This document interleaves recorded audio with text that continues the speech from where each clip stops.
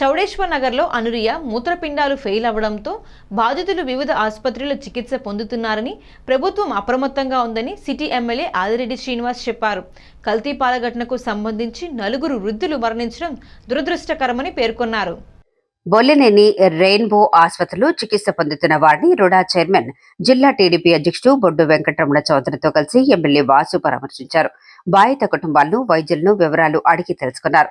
బాధితులకు మెరుగైన వైద్యం అందించాలని వైద్యులకు సూచించారు. ఈ సందర్భంగా చౌడేశ్వరి నగర్లో కూటమి నాయకులతో కలిసి ఏర్పాటు మీడియా సమావేశంలో ఎమ్మెల్యే వాసు మాట్లాడుతూ, మంత్రుల కుటుంబాలకు యుద్ధ ప్రాతిపదికన ప్రభుత్వం 10 లక్షల ఎక్స్గ్రేషియా ప్రకటించినట్లు చెప్పారు. ఆసుపత్రిలో చికిత్స పొందుతున్న బాధితులకు వైద్యపరంగా అయ్యే ఖర్చు ప్రభుత్వమే భరిస్తుందని చెప్పారు. ఎంత ఖర్చైనా భరించటానికి ప్రభుత్వం సిద్ధంగా ఉందన్నారు. రెయిన్బో హాస్పిటల్ అత్యున్నత సాంకేతికత అందించేందుకు విజయవాడ నుండి ఎక్విప్మెంట్ తీసుకొచ్చారని తెలిపారు. బాధితులకు అత్యుత్తమ వైద్య సేవలు అందించేందుకు ప్రత్యేక వైద్య బృందాలను నియమించి పరిస్థితిని ప్రభుత్వం ఎప్పటికప్పుడు పర్యవేక్షిస్తుందని చెప్పారు. ఇన్వెస్టిగేట్ చేసి ఆవిడకి కూడా ఈ వ్యక్తే, దీంట్లో ప్రభుత్వం చాలా క్లియర్గా ఉంది.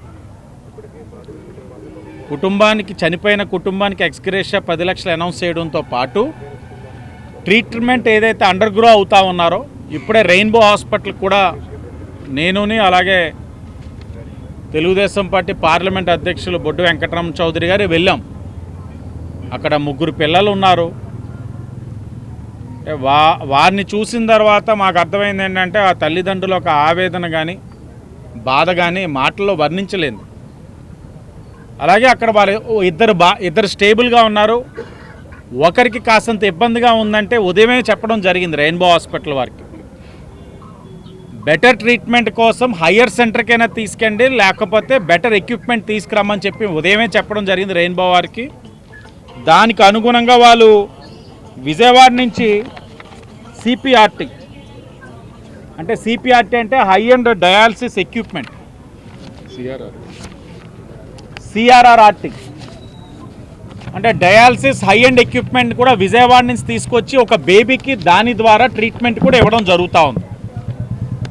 అంటే ట్రీట్మెంట్ ఇచ్చే ప్రక్రియలో వాళ్ళకి ది బెస్ట్ ఇవ్వాలన్నది ప్రభుత్వం తాలూకు ఆలోచన. అందులో ఎక్కడ కాంప్రమైజ్ అవ్వద్దు అన్నది హాస్పిటల్ యాజమాన్యానికి చాలా స్పష్టంగా చెప్పడం జరిగింది. దానికి అనుగుణంగా రెయిన్బో హాస్పిటల్స్ వారు విజయవాడ నుంచి సిఆర్ఆర్టీ తీసుకొచ్చి ఆ బేబీకి కూడా హై అండ్ ఎక్విప్మెంట్తో ట్రీట్మెంట్ కూడా చేయడం జరుగుతూ ఉంది. సుమారు 16 మంది వివిధ ఆసుపత్రుల్లోనే చికిత్స పొందడం. ఆ రెయిన్బో హాస్పిటల్లో కూడా పిల్లలు ప్రస్తుతం చాలా స్టేబుల్గానే ఉన్నారు. కిమ్స్ కూడా వెళ్ళున్నాం.